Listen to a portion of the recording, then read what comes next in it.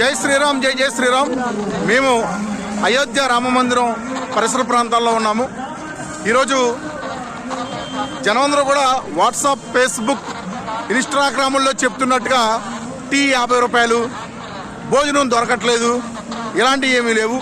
బోళ్ళన్నీ స్వచ్ఛంద సేవా సంస్థలు ఇక్కడ అన్నదానం చేస్తున్నాయి. ఉచిత టీలు కూడా ఇస్తున్నారు. ఉచిత టీలతో పాటు భోజనాలు, టిఫిన్లు టైంకి ఏదైనా సరే అన్నీ ఫ్రీగా దొరుకుతున్నాయి. డబ్బులు ఇచ్చి మనం కొనుక్కొని తినవలసినంత అవసరం ఇక్కడ లేదు. మేము ఇక్కడికి వచ్చాము, మొత్తం అన్ని తిరిగి చూసిన తర్వాత చెబుతున్నాము.